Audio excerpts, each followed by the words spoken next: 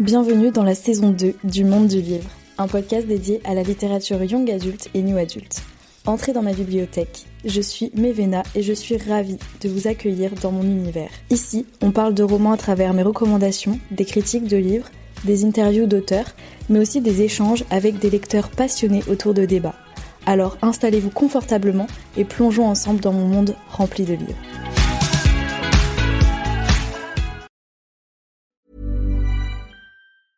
Un simple swipe peut tout changer. Un match Tinder. Et j'ai pas seulement rencontré quelqu'un, on a aussi déniché un resto italien de folie. Et maintenant le foot, c'est devenu notre truc. Je l'avais pas vu venir. Découvrez des possibilités inattendues avec Tinder. Quelle que soit la destination, tout commence avec un swipe. Télécharge Tinder dès maintenant. Bonjour à tous et bienvenue dans un nouvel épisode du Monde du Livre. Aujourd'hui on se retrouve pour un épisode critique, encore, mais j'avoue qu'en ce moment j'aime beaucoup parler des livres que je lis. Et on va parler aujourd'hui du premier tome de la saga, j'ouvrais mon accent anglais est absolument horrible, mais c'est la saga Kindred's Curse, et le tome 1 c'est Spark of the Everflame. Ça c'est quelque chose que j'ai aussi vu pas mal passer sur le Bookstagram surtout, et surtout le Bookstagram dédié à la fantasy. Et justement dans cette fantasy, on suit Diem qui vit dans un monde qui est gouverné par les descendants, et pour qui la disparition de sa mère va venir bousculer l'existence. Pour mieux comprendre, parce que je suis vraiment quelqu'un qui n'arrive pas à faire des résumés sans partir dans tous les sens, je vais tout simplement vous lire le synopsis. Alors c'est parti. Dans un monde colonisé par les dieux et gouverné par les descendants, leur cruelle progéniture, Diem Bellator aimerait échapper à son misérable quotidien.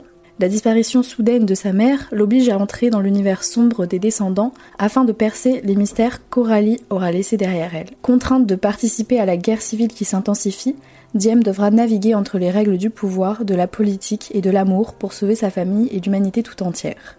Je vais quand même éclaircir certains points parce que je pense que c'est peut-être pas forcément hyper clair dans le synopsis, mais en gros c'est vraiment un monde où les descendants, donc ils appellent ça les descendants, mais c'est les descendants des dieux, vont gouverner les différents royaumes. En fait ils vont vraiment avoir un pouvoir sur les mortels, ils les voient un peu comme des moins que rien entre guillemets. Et la mère du coup de Diem, Auralie, elle a vraiment toujours voulu qu'elle ne s'approche jamais des descendants, alors que même Auralie, elle travaillait au palais royal en tant que guérisseuse. D'ailleurs Diem aussi est guérisseuse.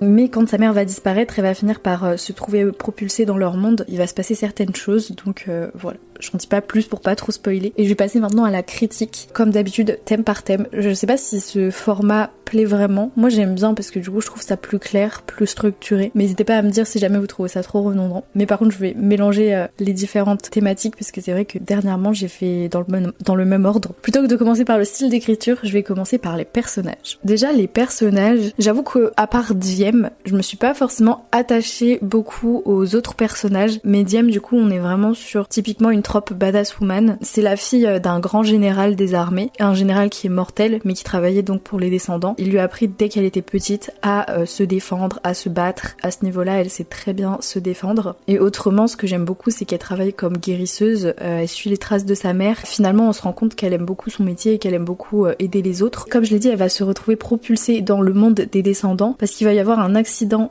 au palais royal, sauf que sa mère n'étant plus là, il y avait plus beaucoup de guérisseuses qui pouvaient y aller, donc elle y est allée, elle a aidé, elle a soigné des enfants descendants, et à partir de là, elle va se retrouver plongée dans cet univers-là. Oui, sa mère, quand je dis qu'elle a disparu, elle est pas morte en fait, elle s'est juste volatilisée du jour au lendemain. Personne ne sait où elle est. Le père de Diem a l'air de faire comme si elle allait revenir un jour, sauf que au fur et à mesure, donc elle revient toujours pas. Voilà, on sait pas en fait ce qui s'est passé avec sa mère et pourquoi elle a disparu. En tous les cas, le problème c'est que sa mère avait un contrat avec le palais royal. Le petit frère de Diem, donc son fils à Auralie, pouvait aller à l'école avec les descendants, donc vraiment une école d'élite, parce que elle travaillait au palais royal et elle soignait quelqu'un d'important au palais royal. Et Diem là, elle en savait pas plus. Sauf que du coup, elle se rend compte que peut-être son frère va perdre la possibilité d'étudier à cette école si elle ne remplace pas sa mère. Donc c'est ce qu'elle va vouloir faire. À côté de ça, elle va se retrouver plongée dans d'autres, j'allais dire magouilles, mais dans d'autres choses, et elle va un peu plus affirmer ses convictions vis-à-vis des descendants, parce qu'il y a vraiment ce côté où ils ont un contrôle total sur les mortels, ils les prennent un peu pour des moins que rien. J'essaye de pas trop en dire pour pas spoiler, mais voilà, elle va se retrouver à côté de ça à jouer un peu l'espionne. Elle va se retrouver vraiment plongée dans cet univers-là. Et ce que j'ai beaucoup aimé, c'est que du coup, au fur et à mesure, elle va arrêter de prendre les médicaments que sa mère lui donnait. mais elle lui donnait des médicaments parce que elle aurait eu en fait une maladie quand elle était enfant et elle avait toujours besoin de prendre ces médicaments-là. Et cette maladie d'ailleurs lui aurait rendu les yeux gris alors que tous les mortels ont les yeux marrons. Voilà. En fait, on va se rendre compte qu'il y a sûrement un lien avec ça et le fait qu'en fait, elle a toujours une voix dans sa tête qui lui dit bats-toi, bats-toi, bats-toi, tout le temps. Quand il y a un truc qui la révolte, c'est bats-toi. Il y a vraiment cette petite voix qui est en elle tout le temps. Elle y fait pas plus attention que ça, mais il y a voilà ce côté-là où elle a vraiment tout le temps envie de se battre, envie d'en découdre, alors que elle est justement censée être guérisseuse et aider les autres. Donc voilà, moi je trouvais plutôt complexe ce personnage. Peut-être pas complexe, mais j'ai bien aimé ce côté-là, badass woman tout simplement. Après les autres personnages, j'avoue que je me suis pas du tout attachée. Je pense que le développement des personnages c'était peut-être pas forcément la priorité de l'autrice, c'était plus développer l'univers et le mystère, le côté secret autour de tout ça. Honnêtement, en fait, c'est un premier tome et à la fin de ce premier tome, je sais très bien qu'il va se passer des trucs absolument incroyables dans les autres tomes. Donc voilà, c'était plus, en fait, je voyais plus ça comme un tome introductif. Donc de ce point de vue-là, j'ai pas été déçue parce que je me dis que les personnages vont être beaucoup plus développés dans les prochains tome. Ensuite, on va passer au style d'écriture. Alors le style d'écriture, moi j'ai bien aimé. C'est assez fluide, voilà, comme une série Netflix, franchement, rien d'extraordinaire, mais ça fait l'affaire et c'est écrit à la première personne, donc on plonge directement dedans, on est tout de suite dans l'action. Et ce que j'ai bien aimé par contre, c'est le fait d'avoir cette petite voix que Diem entend en italique et on comprend tout de suite que c'est cette voix qui revient, etc. Pas grand chose d'autre à dire sur le style d'écriture, très fluide, très rythmé, donc rien à dire. Un simple swipe peut tout changer. Un match Tinder. Et j'ai pas seulement rencontré quelqu'un, on a aussi déniché un resto italien de folie. Et maintenant le foot, c'est devenu notre truc. Je l'avais pas vu venir.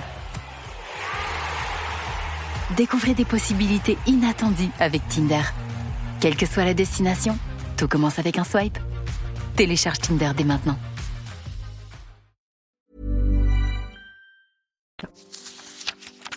Ensuite, donc, je vais passer à l'intrigue. Alors, honnêtement, comme je l'ai dit, je pense que c'est vraiment un tome introductif, donc l'objectif, c'était pas forcément d'avoir une intrigue avec beaucoup d'action, etc. Mais je dirais qu'il y a peut-être pas beaucoup d'action, mais surtout de la tension. On a un peu peur pour elle à des moments, on se dit qu'elle va se faire prendre, ou des trucs comme ça, enfin voilà. Le gros du roman, moi, je le vois plus comme développer l'univers, comprendre les enjeux politiques, etc. Et comprendre aussi un peu plus la rage du personnage. Je dirais que c'est surtout ça, et aussi les secrets, parce qu'en fait on sait pas pourquoi sa mère a disparu, on comprend au fur et à mesure qu'il y avait plusieurs secrets, que en fait potentiellement son accord avec la couronne c'était pas que pour que son fils aille dans une bonne école, son père aussi a des secrets à Diem, en fait il y a beaucoup de secrets, beaucoup de mystères autour de tout ça et on se rend compte que Diem qui pensait connaître certaines personnes de son entourage les connaît pas forcément, donc voilà il y a ce côté là, il y a tout un enjeu aussi politique autour des descendants qui sont vus comme une élite, etc. Au niveau de l'intrigue c'est plus dans ce sens là, il y a pas vraiment de rebondissements, enfin si il y a des rebondissements, il n'y a pas vraiment d'action, de combat, tout ça, c'est vraiment beaucoup plus des mystères, des complots politiques aussi. Ensuite, je vais passer aux différents thèmes abordés dans le livre. Pour moi, comme thème, du coup, déjà, il y a la badass woman, et je sais plus c'est quoi la trope, mais en gros, une femme en colère, enragée. Autrement, je dirais qu'il y a quand même un côté un peu romance interdite. Ça, je peux pas trop vous en parler parce que sinon ça va spoiler, mais romance interdite, et slow burn aussi, et beaucoup de mystères, vraiment beaucoup de mystères, de questionnements. Après, personnellement, je trouve que les questionnements sont assez prévisibles, enfin, on se doute de qu'est-ce qu'il y a derrière, personnellement, j'ai trouvé. Et ça reste quand même intriguant dans le sens où on a envie de la voir découvrir quelque chose que nous on a deviné par exemple. Alors, en termes d'originalité par rapport à d'autres œuvres, je dirais que, déjà il n'y a pas de dragon. L'originalité, je dirais que, contrairement à d'autres fantaisies, l'intrigue est pas basée sur que de l'action, des combats, tout ça. On est vraiment sur quelque chose qui se pose lentement. On voit bien, on le sent bien que c'est qu'un premier tome, mais voilà, on est sur des relations qui vont se poser lentement, des secrets qui vont se révéler au fur et à mesure, et encore, tous les secrets ne vont pas été révélés à la fin du premier tome. Voilà, le personnage qui se découvre au fur et à mesure aussi, la disparition de sa mère qui est très mystérieuse. Enfin, on est plus dans ce côté-là que vraiment tout le temps de l'action, des combats. Voilà, il y a ce côté-là que j'ai trouvé assez original.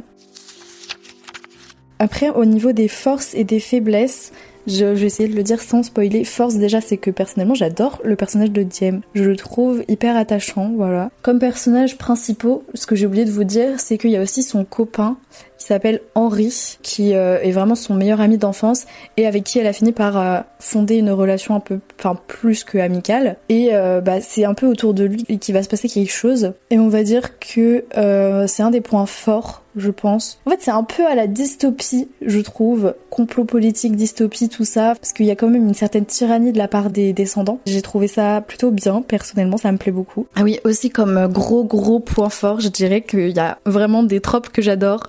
Du genre, qui t'a fait ça? Vous savez, la trope Who did this to you? Touch her and I kill you. Badass woman. Il y a des plot twists aussi. Un petit triangle amoureux, du slow burn à fond les ballons. Vraiment, on a beaucoup de slow burn. Franchement, il y a le côté résistance, espionnage que j'ai beaucoup aimé. Pour le coup, un gros point fort, c'est qu'il y a vraiment aucun moment où je me suis personnellement ennuyée. Vraiment, ça reste une fantasy comme on les aime. J'ai pas trouvé que ça se démarquait spécialement des autres fantaisies, mais par contre, je suis quasiment sûre que le second tome sera encore mieux. Voilà, j'ai trop hâte de lire le second tome. Et après, comme faiblesse, je dirais que c'est pas vraiment une faiblesse, mais comme c'est un premier tome, on est vraiment sur un tome introductif. Pour l'instant, on n'a pas vraiment de combat, on n'a pas vraiment une idée de quel sera l'enjeu final de ce livre. Et la fin du premier tome nous indique clairement que les autres tomes seront encore plus développés. Je pense que vraiment, on peut prendre ce tome comme vraiment un tome introductif pour l'instant. Après, c'est pas vraiment une faiblesse, mais ça peut l'être pour certaines personnes. Le dernier thème, c'est à qui je conseillerais ce livre. Alors déjà, je le conseille à ceux qui aiment la fantasy, parce que pour le coup c'est vraiment une drogue ce livre. Voilà, j'ai vraiment beaucoup aimé. La plume est très fluide, beaucoup d'intrigues politiques, voilà. Ne pas oublier quand même que ça reste un tome introductif, mais il se lit vraiment tout seul. Honnêtement, un très bon livre, j'ai beaucoup aimé. Donc voilà. Après, si par exemple vous êtes fan d'autres genres littéraires, pourquoi pas essayer si vous voulez tenter la fantasy. Mais voilà, si je le conseillerais à des gens, c'est vraiment les personnes qui sont déjà convaincues par la fantasy, parce qu'on est vraiment sur une fantasy comme on les aime. Voilà, écoutez, c'est la fin de cet épisode.